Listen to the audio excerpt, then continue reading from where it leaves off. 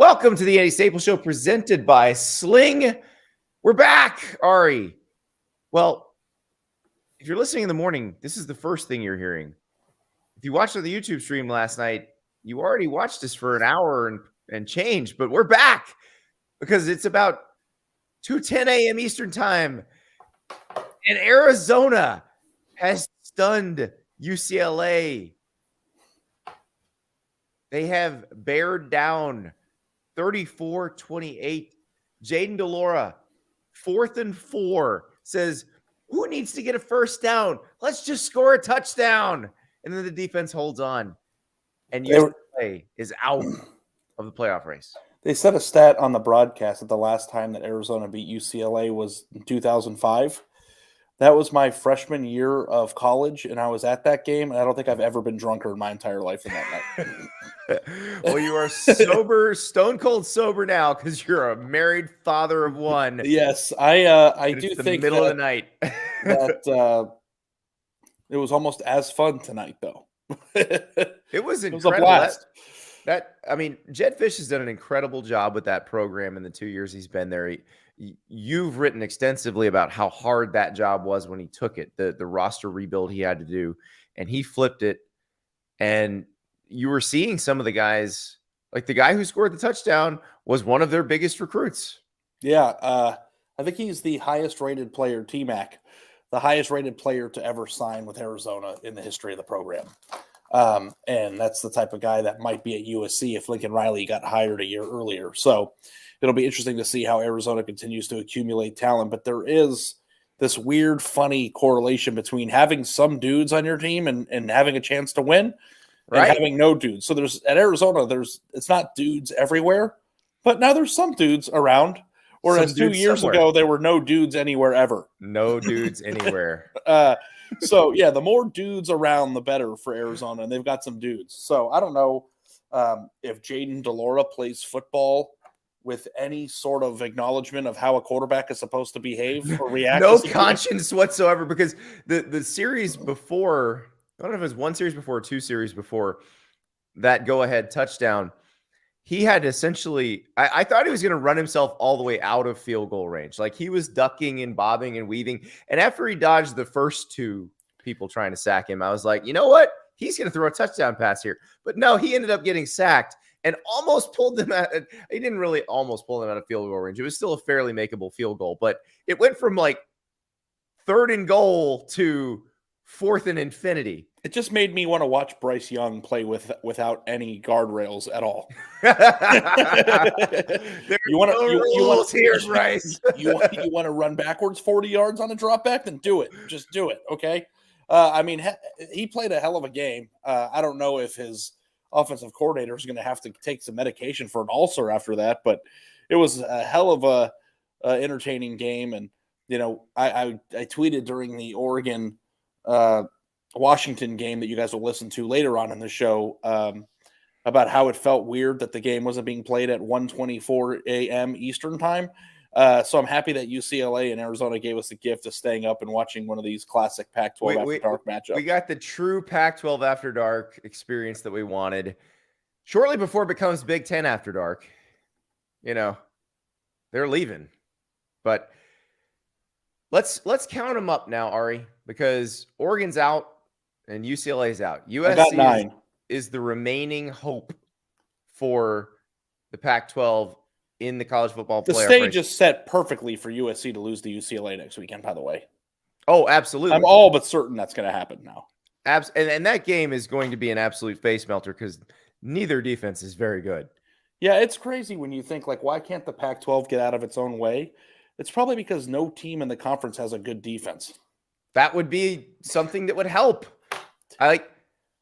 As Georgia and Michigan will attest, having a good defense helps you compete for the playoff. Yeah, I don't care how good your offense is. If you're giving 15-yard chunk plays up every single time the other team snaps the ball, I don't care how good your team is on offense, you're going to end up losing a game because of it, and it just keeps happening.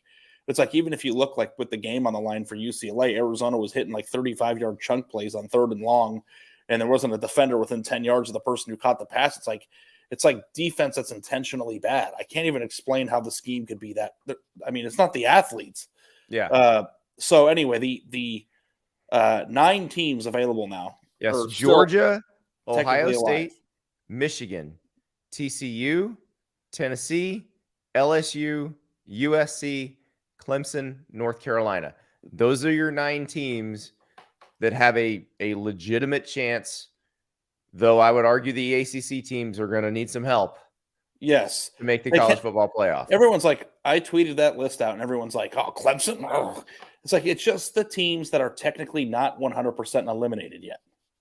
Nobody's saying Clemson's going to go. Nobody's saying North Carolina's going to go. We talked a little bit about North Carolina later in the show because we time traveled. Yes. But not a great night for the Pac-12, Andy. Not so much. And oh, by the way, Zach Ament in the chat on YouTube, Anthony Richardson's best game ever may keep the Pac-12 out of the CFP again. That's right. Utah lost to Florida. So that doesn't help either because Florida's a middling SEC team at this point. But Ari, so let's recollect here because Utah is going to Eugene to play Oregon next week. Yep. Everything we saw this weekend suggests that Utah can win that game. Yes. So who's in the hunt for the Pac-12 title? USC, Oregon, UCLA, Utah. All very much alive. And Washington. And Washington's back in it. Sorry, excuse me. 5 teams very much alive with 2 weeks to go. And the Big 12 has given us a taste of what divisionless football is going to look like.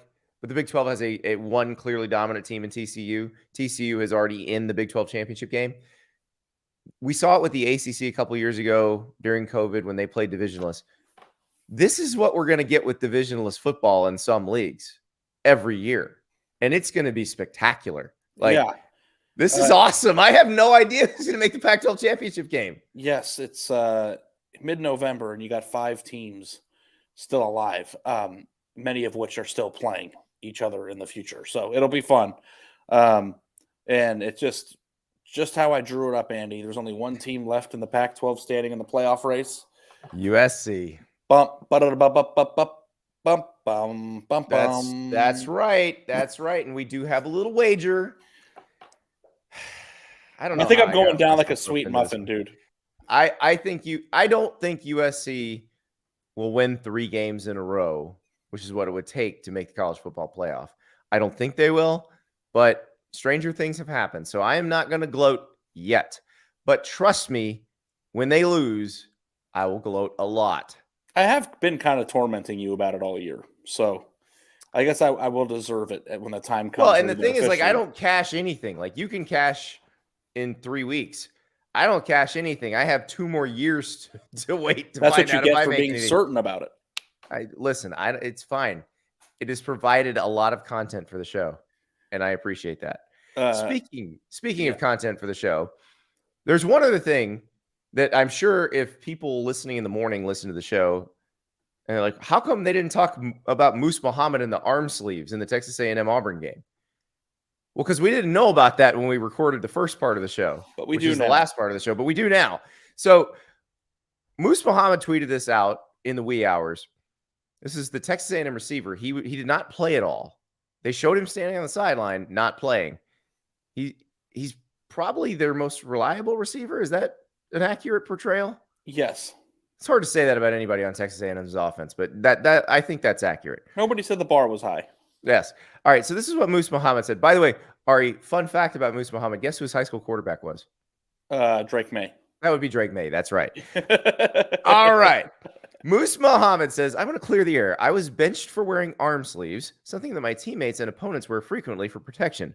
I apologize to my teammates and fans and looking forward to getting back on the field. Much love. Gig'em. #Gig'em. #Aggie football. Ari, this raises so many more questions than it answers. And it's 2:19 a.m. Eastern time. I can't really be calling people right now and waking them up and asking them what this all means. But I guarantee there's a lot more to this story than what we just read. Yeah, my first thought was take them off then. Well, that would seem to be the way to solve the problem. But I don't know. Again, my guess is something goes considerably deeper here. You know what you could do? You could get off your ass, work hard, go to YouTube and watch every clip of every Texas A&M game and see if anybody wore sleeves in the game this year. I thought about that. I thought about doing that. I even called up my DVR version of the Texas A&M Auburn game from tonight and was looking for sleeves. And then I looked up and realized it's 4th and 4 and Arizona might score here, or they might get stopped and UCLA might win. And then Arizona scored. Well, So I thought the most interesting thing sleeves. about this whole thing was if you go read the replies, he tweeted it 1 hour ago, and there were 50 replies. I think 40 of them are Texas A&M fans begging him not to transfer. So that's right. That's kind of the mode that we're in right now. And we do a little scenario later in the show about what would you say if you were Jimbo Fisher to your offensive players, receiver, and it was almost like we knew what was coming. So what would you say to Moose Muhammad? Yes. We did it with Evan Stewart, but you can pretend it's Musa Muhammad as well. Maybe you add something about arm sleeves in there. So when you get to that part of the show, now you're fully filled in. Listen, I just watched a clip. Yeah, I'm watching from the same Auburn clip. Game. Yes, same clip. There are guys on Texas A&M wearing arm sleeves in the video. Uh-oh. Dun, dun, dun. The plot thickens. I mean, I don't know, like number 20, defensive back, I think, last name Gilbert, is wearing an arm sleeve. I'm looking at it right now. So, well, this is going to be a mystery that has many, many layers. It'll be an onion that we have to peel back over the next few weeks. This Texas A&M thing. I didn't know there was anything left to peel at A&M, but hell, we're either at the core of the onion or just getting started. And I guess it's just getting started. This thing may blow up in spectacular fashion. Spectacular. Much like the Pac-12 seems to be blowing up its playoff chances in spectacular fashion. By the way, we're staying up late this time next week. So all of you who have come back with us and are on the YouTube chat with us right now, and those of us who are listening now, and we're time traveling, and when you get to the end of the show and we're talking about the beginning of the show and your head starts to hurt a little bit, don't worry. Next week, we've already planned to stay up this late to do the show. So we're all staying up to watch Pac-12 After Dark. You're sickos just like us, so we're all staying up. It's going to be fun. I can't wait, Ari. This was amazing. This was 14 solid hours of college football madness. What other sport gives you that? Cricket, I know, but that's probably it. It was amazing. All right, on to the rest of the show, which you may have already heard or you may not have. Again, my head's starting to hurt.